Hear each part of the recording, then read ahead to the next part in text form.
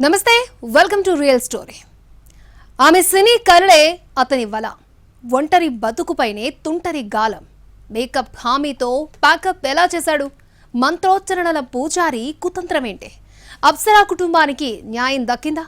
హైదరాబాద్ సరూర్ నగర్లో సంచలనం సృష్టించిన అప్సరా హత్య కేసుపై ఇవాల్టి రియల్ స్టోరీ. నిత్య మంత్రోచ్చరణలు వల్లించే పూజారిలో కుతంత్రాన్ని అప్సరా ఊహించలేదు. శటగోపంతో ఆశీర్వదించే పురోహితుడిలో బలిపీఠమెక్కించే కుట్ర పసిగట్టలేదు. అందానికి అందం ఈ పుత్తడి బొమ్మ అంటూ వర్ణించే పంతుల బుర్రలో సమాధి కట్టే పైశాచికముందని ఆ మది తట్టుకోలేదు. సినీ రంగుల కలంలో ఊరేగిపోవాలని కలలు కన్న అప్సరను దైవార్చనల పూజారి ఎలా నైవంచన చేశాడు? చివరికి ఏ గతి పట్టించాడు? సినీ వినీలాకాశంలో వెలిగిపోవాలని ఆమె కలకంది. ఆ కలకే అతను కోరికల వల విసిరాడు. ఒక్క ఛాన్స్ కోసం ఆమె తప్పించింది. ఛాన్స్నే ఛాన్స్గా మలుచుకోవాలని అతను నటించాడు. మేకప్ వేసుకోవాలని ఆమె ఎంతగానో ఆరాటపడింది. ఆమె లైఫ్కే తన పైశాచికంతో ఆ పూజారి ప్యాకప్ చెప్పాడు.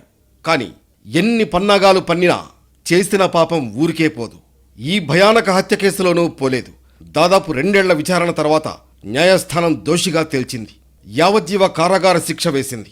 హైదరాబాద్లో సంచలనం సృష్టించిన అప్సరా హత్య కేసులో పూజారి లైఫ్ కేర్ ఆఫ్ జైలుగా మారింది. అప్సరా పేరుకు తగ్గ మనిషి. చెన్నైలో సినిమా అవకాశాల కోసం ప్రయత్నాలు చేసింది. కొన్ని చిత్రాల్లోనూ పాత్రలు చేసింది. రకరకాల కారణాలతో చెన్నై నుంచి హైదరాబాద్కు షిఫ్ట్ అయింది. తాను ఎంతో అందగత్తెలని ఫీల్ అయ్యే అప్సరా హైదరాబాద్లోనైతే అవకాశాలు వస్తాయని భావించింది. ఆమె ఆశను అవకాశంగా మలుచుకున్నాడు ఓ పంతులు. పరిచయం నుంచి చంపడం దాకా మంత్రాలు చదివినంత ఈజీగా కానిచ్చేశాడు. ఆ పూజారి చేసే పనికి చేసిన ఘాతుకానికి అస్సలు సంబంధం లేదు. అతని బ్యాక్గ్రౌండ్ పొజిషన్, ప్రజెంట్ సిచ్యువేషన్ ఎవ్వరి ఊహకు అందడం లేదు. మంత్రోచ్చారణలు పలికేవాడు ప్రేమ పాఠాలు వల్లెవేశాడు. గర్భగుడిలో హారతులిచ్చేవాడు గుట్టుగా గర్భవతిని చేశాడు. పౌరోహిత్యం చేసేవాడు క్రూరుడుగా మారాడు. దైవార్చన చేసేవాడు నయవంచనకు పాల్పడ్డాడు. మ్యారేజ్ మ్యాటర్ తేగానే మేకవన్నె పులిలా మారాడు. అదను చూసి అంతం చేశాడు. పూజలతో గ్రహణాలు తొలగిపోయేలా చేసినంత సులభంగా చేసిన హత్యను దాచలేకపోయాడు. చివరకు కేసులో ఫిర్యాదుదారుడుగా ఉన్న పురోహితుడే హంతకుడని తేలింది.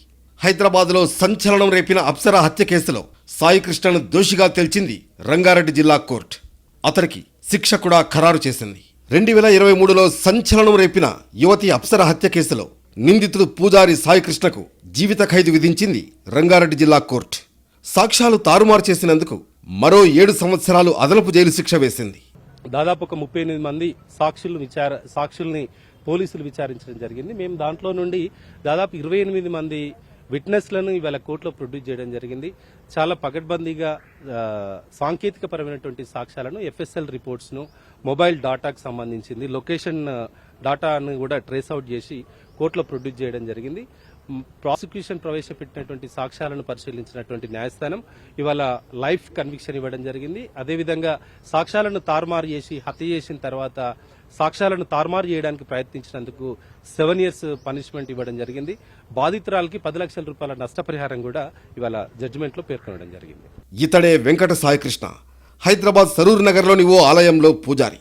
సరూర్ నగర్ తహసీల్దార్ కార్యాలయానికి సమీపంలో ఉన్న గుడిలో సాయికృష్ణ పౌరోహితుడిగా పనిచేసేవాడు. ఆ దగ్గరలోని శ్రీ వెంకటేశ్వర కాలనీలో నివాసం ఉండేవాడు. శంషాబాద్ ప్రాంతానికి చెందిన వెంకట సాయికృష్ణ గతంలో సాఫ్ట్వేర్ ఇంజనీర్గా పనిచేశాడు. ఆ ఉద్యోగం మానివేసి పౌరోహిత్యం వృత్తిని ఎంచుకున్నాడు. ఇతను పేరుకు పూజారే కాని పులిహోర కలపడంలో ఎక్స్పర్ట్. చెన్నైకి చెందిన అప్సర కుటుంబం సరూర్ నగర్లో ఉండేది. వాళ్లు తెలుగు వాళ్లే అయినా చాలా రోజులు చెన్నైలోనే ఉన్నారు. అప్సర తన తల్లితో కలిసి ఉండగా ఆమె తండ్రి కాశీలో ఉండేవారు. సాయికృష్ణ పనిచేసే గుడి పక్క ఇంట్లో అప్సర ఉండేది.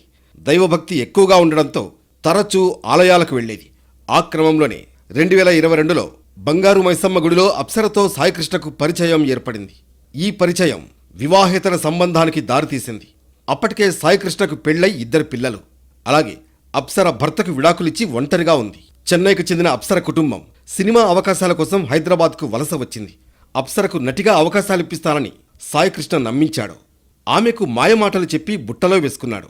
అక్కాయ్ అంటూ అప్సర తల్లితో చుట్టరకం కలిపాడు. అప్సర కూడా సాయికృష్ణను ఇష్టపడింది. అతడి పై మెరుగులు చూసి బోల్తా పడింది. ఇతడు చేసే హడావుడు చూసి తన కోసం తపిస్తున్నాడని భ్రమించింది. సాయికృష్ణకు పెళ్ళయిందని తెలిసినా అతడికి దగ్గరైంది. దీంతో ఇద్దరూ వివాహేతర సంబంధం సాగించారు. రెగ్యులర్గా అప్సర ఇంటికి వెళ్లేవాడు సాయికృష్ణ. అర్ధరాత్రి వరకు వారి ఇంట్లోనే గడిపేవాడు. ఒక్కోసారి రాత్రి 12 తర్వాత కూడా ఇద్దరూ బైక్ మీద బయటకు వెళ్లేవారు. శంషాబాద్లో తాను నిర్వహించే గోశాలకు తరచూ ఆమెను తీసుకువెళ్తూ ఉండేవాడు సాయి. సినిమాల్లో అవకాశం ఇప్పిస్తానంటూ తరచూ ఆమెను కలిసే వంకతో ఆమెతో క్లోజ్ అయ్యాడు. ఆ క్రమంలో అప్సర గర్భం దాల్చింది. ఆమెను తీసుకువెళ్లి అబార్షన్ చేయించాడు సాయికృష్ణ. ఇలా జరుగుతుండగానే తనను పెళ్లి చేసుకోవాలంటూ అప్సర ఒత్తిడి చేయడం మొదలుపెట్టింది. తనకు పెళ్ళై 2 పిల్లలు కూడా ఉన్నట్లు వెంకటసాయి చెప్పుకొచ్చాడు. అయినా అప్సర వినలేదు. తనను పెళ్లి చేసుకోవాల్సిందే అని పట్టుపట్టింది. దీంతో ఆమె అడ్డు తొలగించుకోవాలని నిర్ణయించుకున్నాడు పంతులు. మంత్రోచ్చరణలు వల్లించే పూజారి హత్య కుతంత్రాలు కూడా అల్లాడు. ఎప్పుడు ఎలా ఎక్కడ చంపాలి, శవాన్ని ఎక్కడ వేయాలి, ఆ తర్వాత తనకేమాత్రం సంబంధం లేదని అందరూ నమ్మేందుకు క్లైమాక్స్ ప్లాన్ అన్నీ రెడీ చేసుకున్నాడు. దేనికదే పకడ్బందీగా అమలు చేశాడు. తల్లిదండ్రుల్ని నమ్మించాడు. పోలీసులను సైతం ఏమార్చే ప్రయత్నం చేశాడు. నిత్యం పూజలు హోమాలతో బిజీగా ఉండే పూజారిలో ఇంత భయంకరమైన క్రిమినల్ ఐడియాలను చూసి పోలీసులు షాక్ అయ్యారు. వీర లెవెల్లో నటించిన సాయికృష్ణ అసలు కథ తెలిసి వీధిలో ఉండే జనం విస్తుపోయారు. అతని మర్డర్ ప్లాన్ తెలిసి జనాలు ఇదంతా నిజమేనా, ఇతడే ఇదంతా చేశాడా, మేకవన్నె పులిలా నటించాడంటూ ఆశ్చర్యపోయారు. పూజారి సాయికృష్ణ హత్యా వ్యూహం ఎవరి ఊహకు అందలేదు. అతని వంచన పోలీసుల అంచనాకు చిక్కలేదు. అప్సరసలకే అప్సరస అంటూ ఆమెను పొగుడుతూ ఆ కిరాతక పంతులు చిత్ర విచిత్ర వింత నాటకాలతో పాదరసంలా తప్పించుకుందామని అనుకున్నాడు. అతని మంత్రాలేమో కానీ తప్పించుకుందామో అనే కుతంత్రాలు మాత్రం ఫలించలేదు. సాధారణంగా పూజారి అనగానే ఆచారాలు కట్టుబాట్లే గుర్తొస్తాయి. ఆహార్యమే కాదు, ఆలోచనలు సంప్రదాయబద్ధంగానే ఉంటాయని మదిలో మెదులుతాయి. ఎంతో సౌమ్యమైన వారన్న అభిప్రాయాలు ఉంటాయి. కానీ ఈ సరూర్ నగర్ పంతులు వెంకట సాయికృష్ణ మాత్రం టోటల్ తేడా. క్రైమ్ థ్రిల్లర్స్ చూసిన ప్రభావమో, వెబ్ సిరీస్ల ఐడియాలో, సొంత బుర్రలో నిగూఢంగా ఉన్న క్రిమినల్ ఆలోచనలు వెలికి తీశాడో కానీ పంతులు పక్కా ప్లాన్తో రచించాడు. ఎలా చంపాలనేది గూగుల్లో వెతికి మరీ స్కెచ్ వేసుకున్నాడు. సరూర్ నగర్లో తాను పూజారిగా ఉన్న గుడి వెనక ఉన్న ఆసుపత్రి వద్ద ఖాళీ జాగా ఉంది. అప్సరను చంపేశాక ఆ స్థలంలో ఆమెను పాతిపెట్టాలని సాయి భావించాడట. అందుకోసం 20 అడుగుల పెద్ద గొయ్యి తవ్వించాడు. అయితే ఆసుపత్రి సిబ్బంది అడ్డుకోవడంతో ఆ గుంతను పూర్తి చేయించాడు. దీంతో సాయికృష్ణ ఎంఆర్ఓ కార్యాలయం వెనుక ఉన్న డ్రైనేజీ మ్యాన్హోల్ దగ్గర స్థలం ఉందని గుర్తించి తన ప్లాన్ను అమలు చేశాడు. అప్సరను చంపేందుకు నిర్ణయించుకున్న సాయికృష్ణ ఎలా చంపాలో ముందుగానే ప్లాన్ చేసుకున్నాడు. 2023 జూన్ 3న అప్సరకు ఫోన్ చేసి బయటకు వెళదామనుకున్నాడు. ఓ ఫిల్మ్ మేకర్తో సినిమా అవకాశాల కోసం మాట్లాడదామని, అందుకోసం కోయంబత్తూరు వెళదామని అప్సరను సాయికృష్ణ నమ్మించాడు. విమాన టికెట్లు కొనుగోలు చేశానని చెప్పాడు. నిజమేననుకున్న ఆమె లగేజీ సహా ప్రయాణానికి సిద్ధమైంది.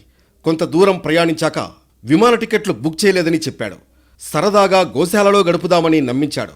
కానీ ఆమె కారులో గాఢ నిద్రలోకి జారుకుంది. ఫ్రంట్ సీట్లో తన పక్కనే నిద్రలోకి జారుకున్న అప్సరను కారు సీట్ కవర్ను ముఖంపై అదిమి ఊపిరాడకుండా చేశాడు. ఆపై బెల్లం దంచే రాయితో తల వెనుక భాగంలో 10 సార్లు బలంగా బాదాడు. దీంతో ఆమె అక్కడికక్కడే మరణించింది. తర్వాత అప్సర మృతదేహాన్ని తన కారులోనే సరూర్ నగర్ తీసుకొచ్చాడు సాయికృష్ణ. ప్లాన్ ప్రకారం స్థానిక ప్రభుత్వ డిగ్రీ కళాశాల పక్కనే ఉన్న మ్యాన్హోల్లో అప్సర మృతదేహాన్ని పాతిపెట్టాడు. మృతదేహం వాసన రాకుండా 2 బస్తాల ఉప్పు కూడా వేశాడు. ఆ తర్వాత అక్కడి నుంచి ఇంటికి వెళ్ళిపోయాడు. అయితే అతడి ప్లాన్ అక్కడితో అయిపోలేదు. కరడుగట్టిన నేరస్తులకు కూడా తట్టని ఆలోచనలు చేశాడు. ఆమె తప్పిపోయినట్లు నాటకం మొదలుపెట్టాడు. తన నాటకాలే తనను పట్టిస్తాయని మాత్రం అంచనా వేయలేకపోయాడు. పెళ్లి చేసుకోవాలని తన వెంటపడుతున్న అప్సరను చంపాలన్న ఆలోచన రాగానే ఆమెను చంపేయలేదు సాయికృష్ణ. చంపడానికి ఎంత ప్లాన్ చేశాడో చంపిన తర్వాత తప్పించుకునేందుకు కూడా అంతే ప్లాన్ చేశాడు. పక్కా క్రిమినల్ మాదిరిగా ఆలోచించాడు. తన ప్లాన్ ఏది ఆమెకు తెలియకుండా జాగ్రత్త పడ్డాడు. చంపడానికి ముందు ఆమెను ట్రాప్ చేశాడు. ఔటింగ్కి వెళదామని చెప్పాడు. సరదాగా ఎంజాయ్ చేద్దామన్నాడు. దానికి సరేనంది అప్సర. ఒకరోజు కోయంబత్తూరుకు వెళుతున్నట్లు తల్లికి చెప్పింది అప్సర. తన కారులో అప్సరను తీసుకుని సరూర్ నగర్ నుంచి బయలుదేరాడు. శంషాబాద్ చేరుకున్న తర్వాత రాళ్లగూడ వైపు తీసుకువెళ్ళాడు. అక్కడ ఓ హోటల్లో భోజనం చేశారు. భోజనం చేశాక కారు ఫ్రంట్ సీట్లో కూర్చుంది అప్సర. సీట్ను పుష్ బ్యాక్ చేసుకుని రిలాక్స్ అయింది. క్షణాల్లోనే ఆమెకు నిద్ర పట్టేసింది. గాఢ నిద్రలోకి జారుకుంది. దానినే అవకాశంగా తీసుకున్నాడు సాయికృష్ణ. అప్సరను చంపే ఉద్దేశంతోనే ఇంట్లోంచి బెల్లం దంచే రోకలి లాంటి దుడ్డు కర్రను తీసుకొచ్చాడు సాయికృష్ణ. కారు ఫ్రంట్ సీట్లో నిద్రపోతున్న అప్సరపై కర్రతో ఒక్కసారిగా దాడి చేశాడు. కొట్టి కొట్టి చంపేశాడు. పెళ్లి చేసుకుందామన్న పాపానికి ప్రాణం తీశాడు పూజారి. చంపడం వరకు అంతా ప్లాన్ ప్రకారమే చేశాడు. తర్వాత మృతదేహాన్ని ఎలా మాయం చేయాలన్న ప్లాన్ను అప్లై చేశాడు. ముందే వేసుకున్న ప్లాన్ ప్రకారం డెడ్ బాడీని కవర్లో చుట్టి కారులో పడేశాడు. కారులోనే ఇంటికొచ్చాడు. ఓ రోజంతా ఇంటి ముందే కార్ పార్క్ చేసి ఉంచాడు. అందులోనే అప్సర డెడ్ బాడీ ఉంది. తర్వాతి రోజు మృతదేహాన్ని మ్యాన్హోల్లో పడేశాడు. మ్యాన్హోల్పై మట్టి పోశాడు. మట్టిపోయడం మాత్రం స్థానికుల కళ్ల ముందే చేశాడు. మ్యాన్హోల్ నుంచి దుర్వాసన వస్తోందని, అందుకే మట్టి నింపుతున్నట్లు వారిని నమ్మించాడు. కోయంబత్తూరు వెళుతున్నట్లు తల్లికి చెప్పి వెళ్లిన అప్సర నుంచి ఎలాంటి సమాచారం రాలేదు. ఫోన్ చేసినా స్పందన లేదు. దాంతో ఆమె తల్లిలో ఆందోళన పెరిగింది. సాయికృష్ణ తనను కారులో శంషాబాద్ ఎయిర్పోర్ట్లో దించుతాడని అప్సర చెప్పడంతో సాయిని అడిగింది అప్సర తల్లి. అప్సర భద్రాచలం వెళ్ళిందని చెప్పాడు. అంబేద్కర్ స్టాచ్యూ దగ్గర దించానన్నాడు. మధ్యాహ్నం నుంచి అప్సర ఫోన్ స్విచ్ ఆఫ్ వచ్చింది. కుటుంబ సభ్యుల్ని నమ్మించేందుకు మరింత పులిహోర లాంటి ఐడియాలు కలిపాడు పూజారి. దాంతో అదే రోజు సాయంత్రం 5 గంటలకు అప్సర తల్లితో కలిసి పోలీస్ స్టేషన్లో కంప్లైంట్ చేశాడు. తన అక్క కూతురు కనిపించకుండా పోయిందని ఫిర్యాదు ఇచ్చాడు. ఫిర్యాదుదారుగా తన పేరే రాయించాడు. శంషాబాద్లోని అంబేద్కర్ విగ్రహం దగ్గర తానే దించాలని చెప్పాడు.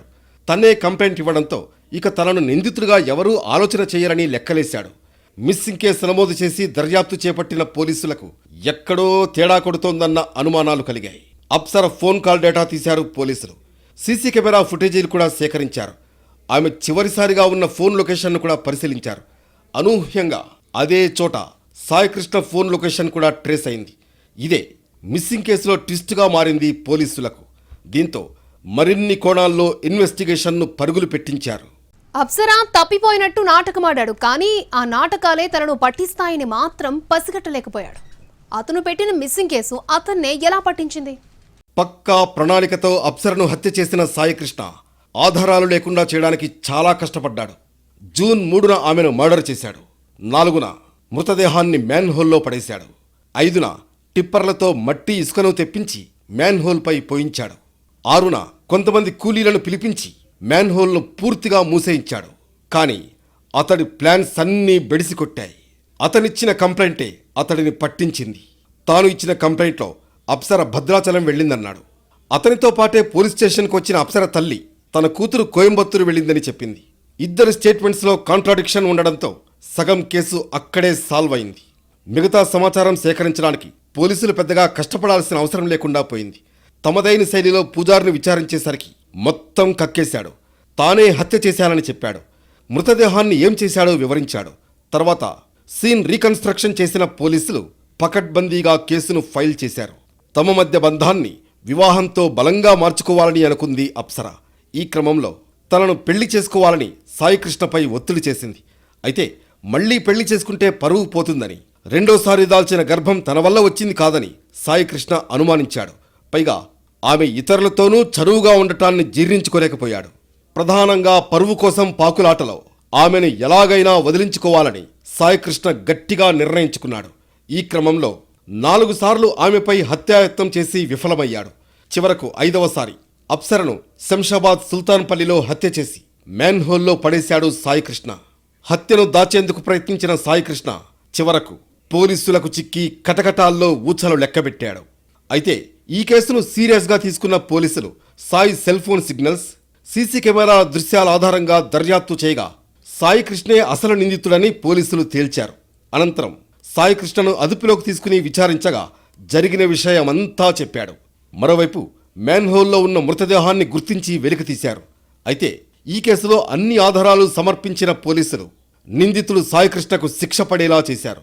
దాదాపు 21 నెలల విచారణ తర్వాత రంగారెడ్డి జిల్లా కోర్టు తీర్పు వెలువరించింది. సాయికృష్ణకు జీవిత ఖైదు విధించింది. కోర్టు అడిగినప్పుడు వెంకట సాయికృష్ణ నేరంతో ఏ విధమైనటువంటి సంబంధం లేదు, ఆధ్యాత్మికంగా అనేక టెంపుల్స్ని కూడా నేను టెంపుల్స్ని నిర్మించిన, నేను ఒక ఆధ్యాత్మిక భక్తి భావనలోనే ఉన్నా, ఆ అమ్మాయితో పరిచయం ఉన్నమాట వాస్తవమే, కానీ ఈ మర్డర్కి నాకు ఎలాంటి సంబంధం లేదని చెప్పడం జరిగింది. కానీ ఇక్కడ ఉన్నటువంటి సాక్ష్యాలను అన్నింటినీ కూడా ఒక సైంటిఫిక్గా, అదేవిధంగా ఉన్నటువంటి కేసు ఏ విధంగా ఎస్టాబ్లిష్ చేయాలనే దాన్ని ఫ్రమ్ ద బిగినింగ్ కంప్లైంట్ నుండి ఆ అమ్మాయిని తీసుకొని బయటికి వెళ్ళినప్పటి నుండి చివరి వరకు కంప్లైంట్ ఇచ్చే వరకు ఉండేటువంటి ఈ పరిణామాలన్నింటినీ ఒక చైన్ ఆఫ్ లింక్ ని ప్రాసిక్యూషన్ ప్రాపర్ గా ఎస్టాబ్లిష్ చేయడం జరిగింది. బేసింగ్ ఆన్ దట్ ఇవాళ కోర్టు ఈ తీర్పునివ్వడం జరిగింది. అయితే అప్సర హత్య కేసులో అనేక కోణాలున్నాయి. పెళ్లి చేసుకుందామన్న ఒత్తిడి ఒక్కటే కాదు, ఇంకా చాలా పార్శ్వాలు దాగున్నాయి. అప్సర అంటే సాయికృష్ణకు ఇష్టమే, పైగా ఒకే కులం. కానీ ఆ ఇష్టం జీవితాంతం నడవడానికి కాదు, కేవలం శారీరక వాంఛ తీర్చుకోవడానికి ఆమె భర్తకు విడాకులిచ్చింది. ఒంటరి, పేరుకు తగ్గట్లే తాను అందగత్తెనని ఆమె భావించేది. పూజ చేయడానికి గుడికి వస్తే పూజలు చేస్తూ ఈమెను ఆరాధించాడు పూజారి. ఆమె వివరాలన్నీ సేకరించాడు. ఒకటే కమ్యూనిటీ. దీంతో మరింత ఉత్సాహంతో ఉప్పొంగిపోయాడు. మీది తినాలి మాది తినాలే రేంజ్లో మాటలు కలిపాడు. పేరుకు తగ్గట్లుగా ఉన్నావు, సినిమా అవకాశాల కోసం నువ్వు ట్రై చేయడం కాదు, నీ దగ్గరకే ఛాన్సులు వస్తాయని మరింత ఉబ్బితబ్బిబ్బయ్యేలా చేశాడు. అప్సరేమో పునర్వివాహం చేసుకుంటాడన్న ఆలోచనతో అతడికి దగ్గరైంది. పెళ్ళయింది, పిల్లలున్నారని తెలిసినా అతడి మాటల మాయలో అన్నింటికీ ఓకే చెప్పింది. కాని సాయికృష్ణ మాత్రం అప్సరను గర్ల్ ఫ్రెండ్గానే చూశాడు. అప్పుడప్పుడు ఫిజికల్ రిలేషన్ కోసమే లోపల వంకర బుద్ధితో లెక్కలేశాడు. 2 సార్లు గర్భవతి కావడానికి కారణమయ్యాడు. మొదటిసారి అబార్షన్ చేయించాడు. రెండోసారి ప్రెగ్నెన్సీ వచ్చిన టైంలో తనలో ఉన్న క్రూరుణ్ణి వెలికి తీశాడు. అమితంగా ప్రేమిస్తున్నానని చెప్పిన పూజారి అప్సరపై అనుమానం కూడా పెంచుకున్నాడు. ఆ గర్భానికి కారణం తాను కాదనుకున్నాడు. అయినా పెళ్లి కోసం అప్సర తనను అల్లరిపాలు చేస్తుందని తనకు తానే జ్యోతిష్యం చెప్పుకున్నాడు. పెళ్లి చేసుకోవడం కన్నా అప్సర ప్రాణం తీయడానికే సిద్ధపడ్డాడు. చివరకు పక్కా ప్లాన్తో ఆమెను చంపేశాడు. అప్సర ఒత్తిడితో రెండో పెళ్లి చేసుకుంటే పరువు పోతుందని కూడా భావించాడు సాయికృష్ణ. పూజారిగా తన ప్రతిష్ట దెబ్బతింటుందని ఆలోచన చేశాడు. సరూర్ నగర్ ఏరియాలో పూజారిగా సాయికృష్ణ చాలా ఫేమస్. అతను సరూర్ నగర్లో హై లెవెల్ పూజారి. చుట్టుపక్కల ఉండే ప్రముఖుల ఇళ్లల్లో పూజలు పెళ్లిళ్లు అతనే చేశాడు. రాజకీయ నాయకులతోనూ మంచి పరిచయాలున్నాయి. గుడిలోకి వచ్చే భక్తులందరితోనూ అతడు కలుపుగోలుగా ఉండేవాడు. విరాళాలు సేకరించి ఆలయాలు కూడా కట్టించాడు. అలాగే నిత్యాన్నదానం నిర్వహించేవాడు. గోశాలను కూడా రన్ చేశాడు. అప్సరను పెళ్లి చేసుకుంటే తమ మధ్య ఉన్న వివాహేతర సంబంధం బయటకొస్తుంది, దాంతో తన పేరు పాడవుతుందని భయపడ్డాడు. పూజారి వృత్తి గోవిందా అని కంగారు పడ్డాడు. అంతకంటే అప్సరను చంపేసి ఎలాంటి ఆధారాలు లేకుండా చేసి తిరిగి తన పూజారి పోస్టును కొనసాగించొచ్చన్న భ్రమంలో హత్యా ప్రణాళిక రచించాడు. పూజారి అయి ఉండి ఇలా చేస్తాడని ఊహించలేదని అప్సర తల్లి తల్లడిల్లిపోయింది. సాయికృష్ణ తనను అక్కయ్య అంటూ పిలిచేవాడని బోరున విలపించింది. అప్సర గతంలో తమిళ చిత్రంలో నటించిందని, సినిమాలు వద్దని ఆమెను తీసుకొచ్చేశామన్నారు తల్లి. హైదరాబాద్ సరూర్ నగర్కు వచ్చాక సాయికృష్ణ తమ కుటుంబానికి పరిచయం అయ్యాడని, నోటితో మంత్రం నొసటితో కుతంత్రం అల్లాడని మాత్రం ఊహించలేకపోయామని ఆవేదన వ్యక్తం చేసింది. అప్సర ఎవరో తమకు తెలియదన్నారు పూజారి సాయికృష్ణ తండ్రి. తన కొడుకు వ్యక్తిత్వం చాలా మంచిదన్నారు. ఒకసారి తాను గుడిలో అప్సరను చూసినట్లుగా చెప్పారు. భక్తి, గుడి, దేవాలయాల్లో పూజల వంటి కార్యక్రమాలు తప్ప ఇతర విషయాలు తన కొడుకు తెలియవని చెప్పారు. దేవాలయాలకు విరాళాల కోసం తన కొడుకు దాతల వద్దకు వెళుతుంటాడని సాయికృష్ణ తండ్రి చెప్పారు. మొత్తానికి ప్రేమాయణానికి అడ్డురాని పూజారి పెద్దరికం పెళ్లికి అడ్డొచ్చింది. సినిమా అవకాశాలు ఇప్పిస్తానని నమ్మించి మోసం చేశాడు. 2 సార్లు గర్భం దాల్చడానికి కారణమయ్యాడు. మ్యారేజ్కి ఒత్తిడి చేయడంతో పూజారి అసలు స్వరూపం బయటపడింది. పెళ్లితో బంధాన్ని మరింత బలంగా మార్చుకోవాలని అప్సర అనుకోవడమే ఆమెకు శాపంగా మారింది. కాని తప్పు చేసినవాడు ఎన్ని టక్కుటమార విద్యలు ప్రయోగించినా దొరక్క తప్పదు, శిక్ష అనుభవించక తప్పదు అనడానికి పూజారి సాయికృష్ణ హత్య ఉదంతం మరో నిదర్శనం.